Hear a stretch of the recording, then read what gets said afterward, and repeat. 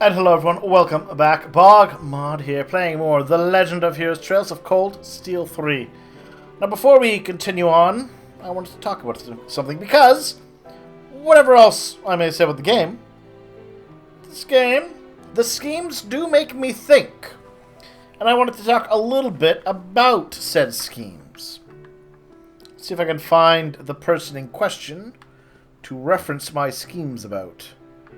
No.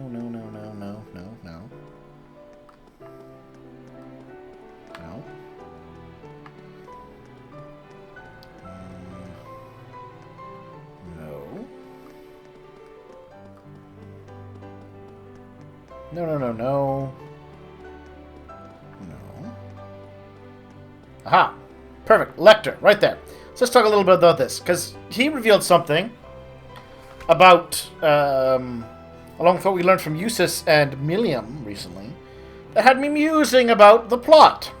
Okay, so, what do we know about this chapter? Right? We know that the 4th Armored Division was on standby. The 4th is their heavy armored division. Tanks, panzer soldats, heavy artillery. They are elite frontline powerhouses. Right? They were on standby.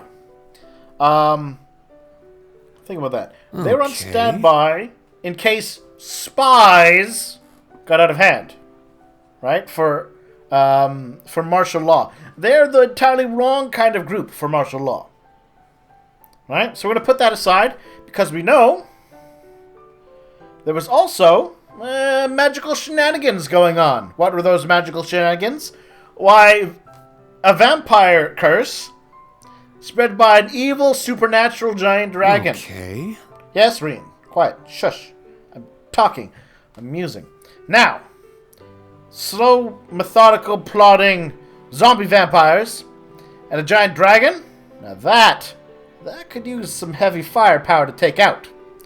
So, let's trust then that indeed the 4th were brought in to deal with that. Let's also believe, right, Reen's group, they were brought in also to deal with that. Right? And the 4th served as a backup. Because let's remember, it's not like Reen chose to come to Heimdall. The Chancellor decided that, right? All those field assignments don't get decided by the school. Right? So clearly, I think it is clear enough that Osborne had Reen's group brought in here on the expectation they would resolve the issue with the magical black dragon of death. And if they didn't, he had a backup in the form of the 4th Armored Division to handle the situation. Right? This seems like very much Osborne, right? But where does this leave these spies then? Right? Well now, we also know, because of Lecter and Eustace and Milliam, that they intentionally let the spies get in here. They could have stopped them, but they intentionally let them get in. Right? What were the spies here for? Try and find out when Ereboni was planning to invade. Alright? So, from that, what can I conclude? I think the spies had absolutely nothing to do...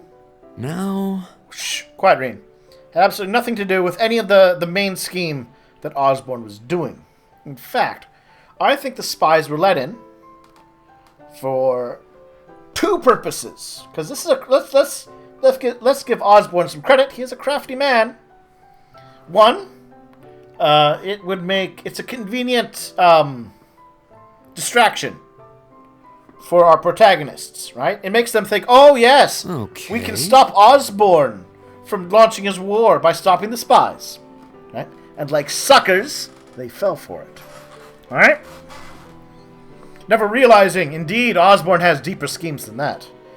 The other thing is, what we've learned is that they're in discussion about returning the spies, probably with making some sort of deal. So I think Osborne planned to let the spies in.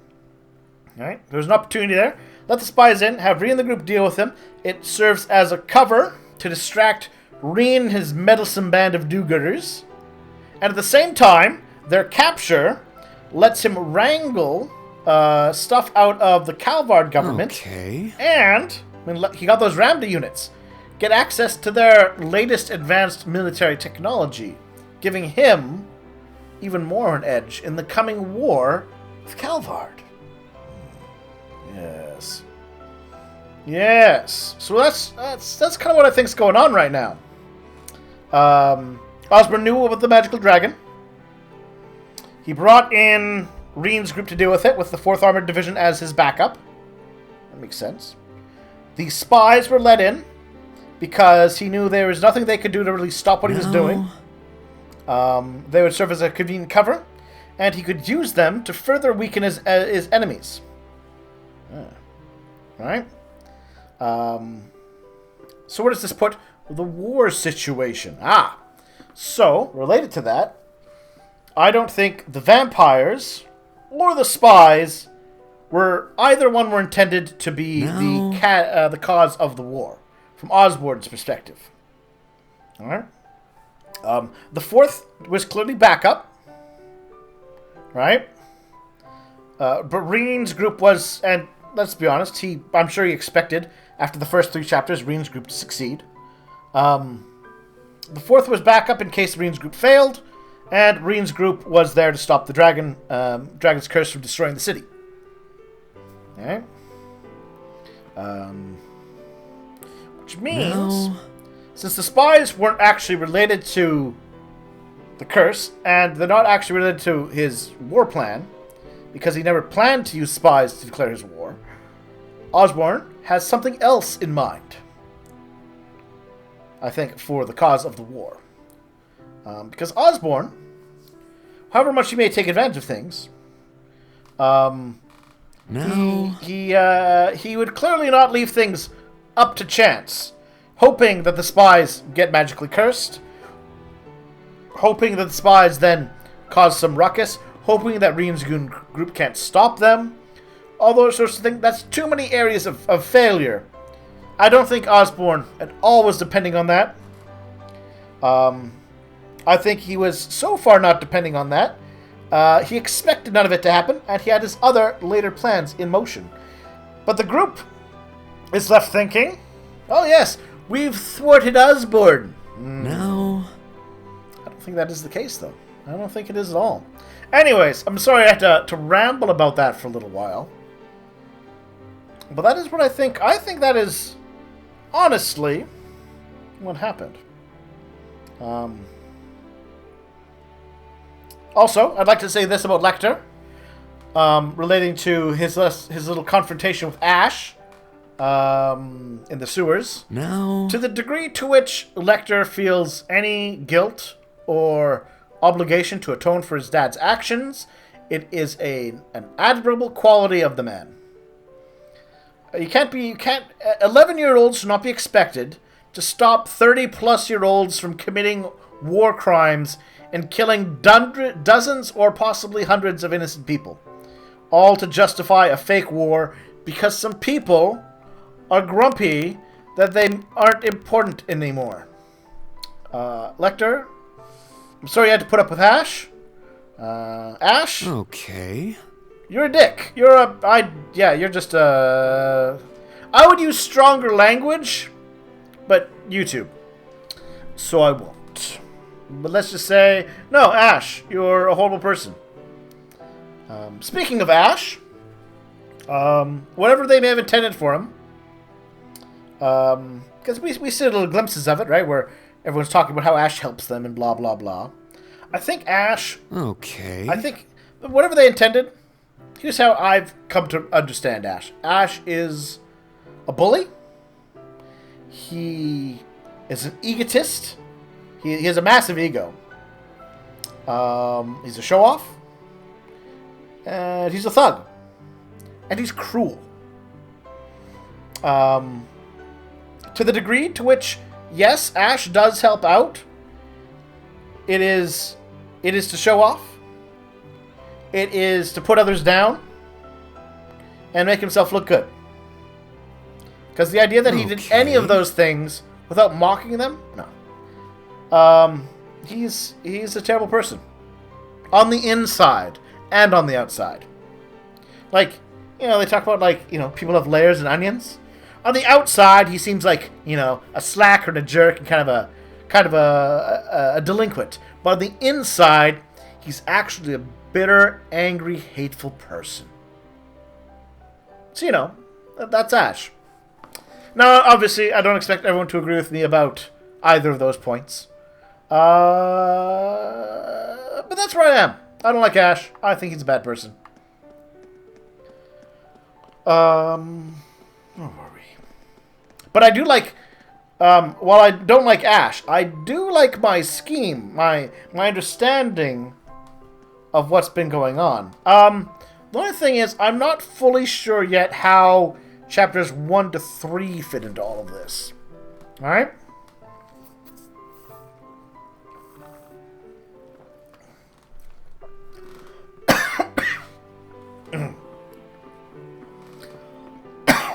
Sorry. So we know,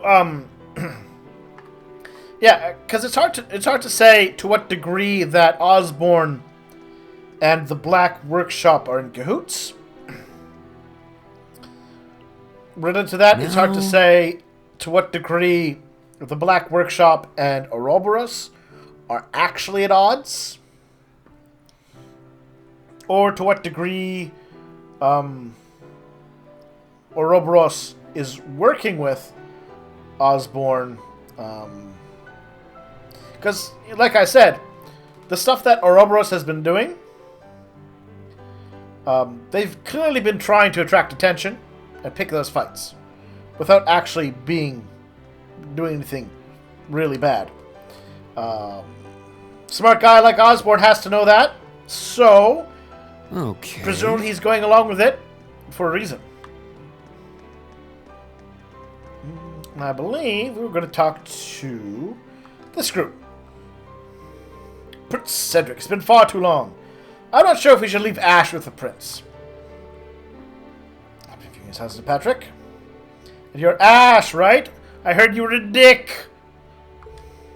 First time we've spoken one-on-one like this. Yeah, I guess so. You have a problem, but I can't say I don't like your style. Time around to you, you say some shit that really stirs things up. My word. If you forgot this is the Crown Prince, show some respect. No, that's not Ash. Like I said, he's a dick. He's Red Ash. If it isn't Reen again, don't worry about Ash. He is a horrible person, and he will be killed. And everyone will be happy. I mean, I'm glad for the chance to be able to talk with someone my own age. You know what? If you want to do that, Cedric, just do what your brother does and go in disguise. Hear that? I got the okay straight from the Imperial family. Oh, of course Ash has to just then rub it in everyone's face, because he's a dick. I warn you, you might hear me complain about Ash a lot this episode. I'll try not to. But I don't like the guy. Even so, this is more respectful. Just like in general, Ash, you should be more respectful. Don't worry, it's fine. So we're here to give you your reply about your upcoming dance with my sister. Ah. Haha, for real? It's last minute sort of thing. So the rumors were true after all. Now, if you're dancing with the princess, then I'll be able to dance with Elise. Yes! You know what? I'm all for this plan now. Rain, dance with the princess. Patrick, dance with Elise. Dance with Elise? What exactly makes you think you can do that? Because he can ask her, and she can say yes or no, Reen. Why do you always make that same terrifying smile? Aw. If only could maybe give Ash another broken shoulder or something. Like a completely different person whenever Elise is around. If you learned your lesson, maybe I would learn his lesson. Oh! After she danced with me, you're welcome to ask her for a dance. Oh! Well, that's more than I expected of you, Reen. But remember, Adios. Patrick, leave room for Adios. Right.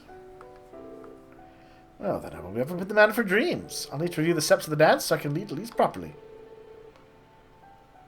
Quiet, Reen. No, this is good. I'm liking where this is going. I think it would be fantastic. The overwhelming older brother side, view I've heard so much about. Quite from my own older brother.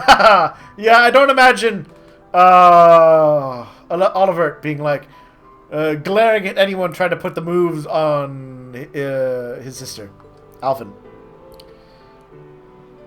What do you think about how lovely Elise is? It's only natural to look out for her. Damn, man, they can move on the princess herself. And I'm supposed to be the crazy one in the group. You are the crazy one in the group. You're actually a terrible person. Get me thrown. Reen, you're not going to get thrown in prison for that. If anything, seriously. Everyone, you're being set up with the princess by the crown prince. You're an Erebonian hero. I'm pretty sure the emperor likes you. You dating the crown princess. I mean, heck, the emperor married a minor noble. Reen, you being with the crown princess is like everyone's on board with it, except for maybe you.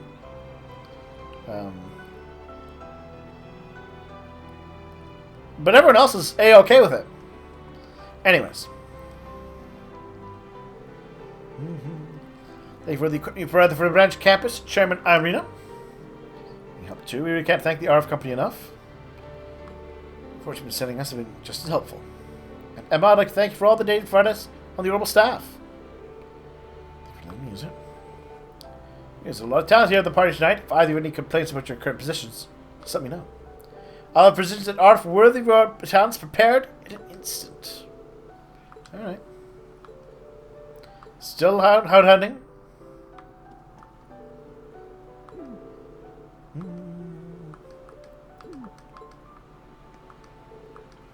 She's very pretty. And again, I will mention, every woman in this game is described as pretty. You know what? You're an impressive woman in your own right. Aww. It's very nice of me to say. I can. You gotta support your friends. When your friends are trying to put themselves down, you pull them back up. Business philosophy. Your business philosophy. Do whatever the government asks, no matter how much death and destruction it may cause.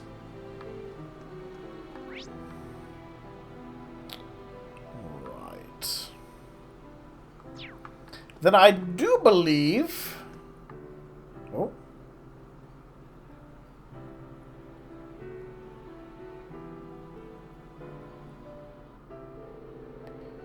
Never getting enough to talk with the Chancellor. Oh. Okay, gathering in the Center Garden. Okay. Ladies and gentlemen, thank you for your patience. To start us off, my sister Alphin will have the first dance. The way I hear it, people all across the Empire have been awaiting this moment for years. It is very true.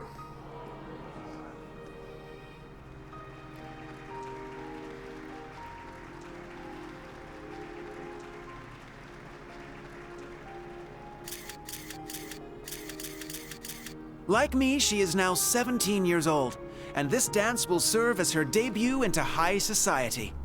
Her first dance partner shall be a certain instructor at Thor's military academy. None other than the Ashen Chevalier, Reen Schwarzer. So then he's the princess's...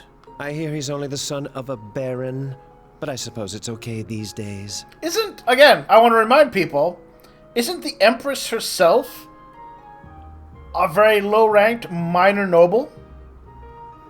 I mean... Also, again, hero of the Empire. He seems to carry himself well. Thank you. Sure enough. Yeah, there have been rumors going around like wildfire. It's a huge honor, I guess. It is an honor. Yes, He shall be the princess's first. Sounds dirty when you put it that way. Fee? Classy, guys.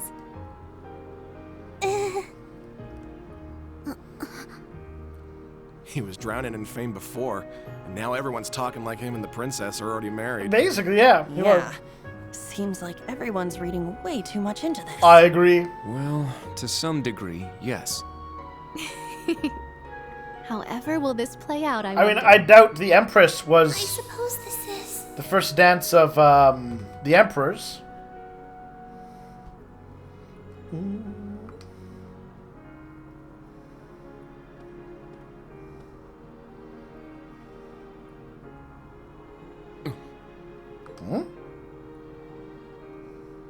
To tell the truth, I'm actually already acquainted with Mr. Rien Schwarzer. Oh? What is she going to do here? He's the older brother of my dearest friend. Allow me to introduce Elise Schwarzer. Speaking of great honors. She is the student council president at St. Estrella Girls' School. Princess? And she will be making her debut into high society alongside me tonight. Rien will choose which of us he dances with. Oh! Whoever he chooses, there will be no hard feelings. Interesting. Very well played, Princess. Aw, what an adorable workaround. She really is something else. I mean, I think the adorable workaround would have been to accept the dance on the basis that it was expected, and it doesn't necessarily mean anything. Princess. Now this is really just putting Rien on the spot. You're a real lifesaver. But alright. Oh, fair enough. If this was done entirely to save Rien's ass. I will respectfully take both the hand of my sister and her best friend, the princess. Or third option, I suppose. Might be a bit unorthodox, but please, allow us Schwarzer siblings to have the first dance.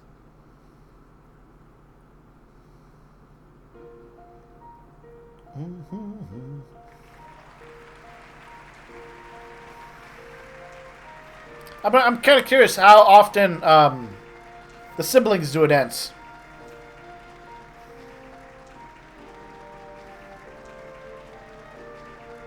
Seems like it'd be unusual to me, but still, okay. Guess he just danced with both. Fair enough. Still, first dance with the princess. All right, I see how it plays out.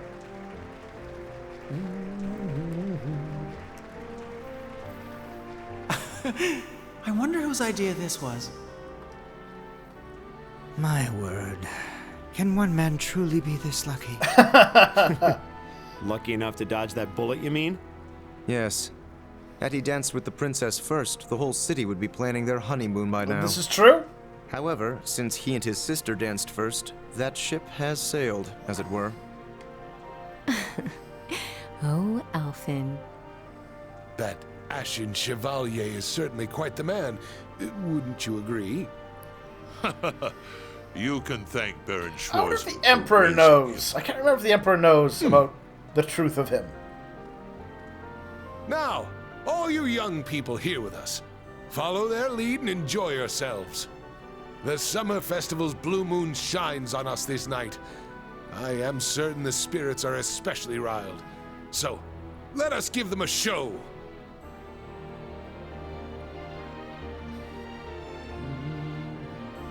Aww, Kanuna.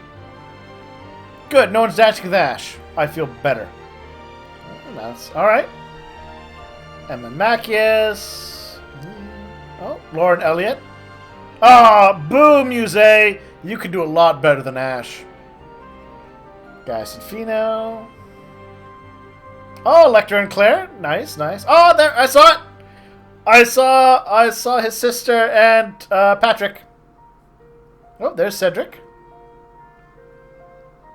Cedric getting a dance with his sister, too.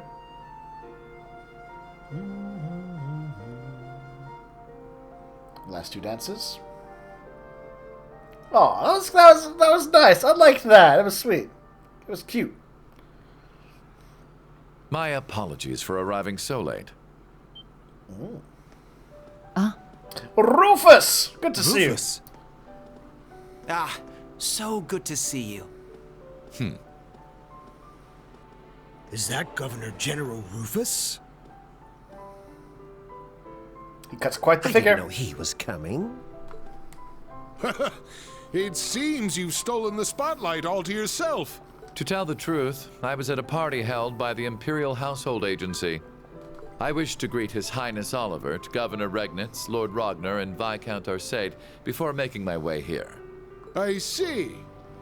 Thank you for your courtesy. The night is yet young, and the party has only just begun.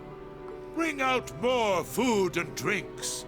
Please continue to enjoy yourselves, by all means.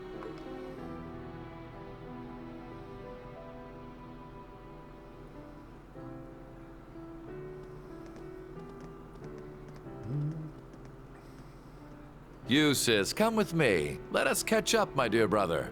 Marcius, Elisa, Elliot, and Laura as well. Join us. I'm sure we've much to talk about. Oh, there's something's gonna go down. That's... In that case, I shall call upon Ms. Valestein and Ms. Herschel. Come, allow me to introduce you to the Empress. What's this about all of a sudden? Yeah, there's definitely something going on. There's no way we can refuse. Not being called out like that. Why just us, though? Does it have something to do with our families? Yeah, that's what it looks like. May as well get going then. I suppose I'll go. I wonder what they're talking about.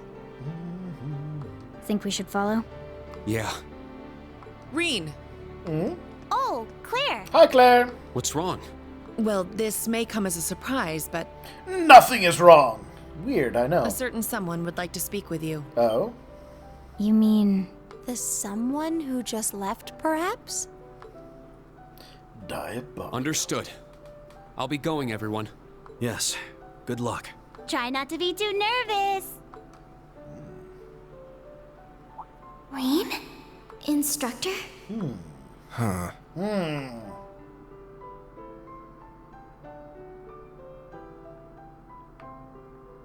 Just go straight to the end of the hall, then make a right. Alright, well, this, I think, is the ideal cliffhanging moment. Before the doom. But the doom will come. Oh! Oh, yes, the doom will come. Thank you for watching, everyone. I hope two things. I hope many things, actually. I hope you enjoyed this episode. I hope you enjoyed my theory about Chapter 4 and the schemes going on. I hope you agree with me that Ash is a terrible person. Please drop your comments down below. I do love to read them. Like and subscribe if you enjoyed. Hit the bell for notifications. And to all of you who have supported me on Patreon, my deepest thanks to you. Everyone, have a great night.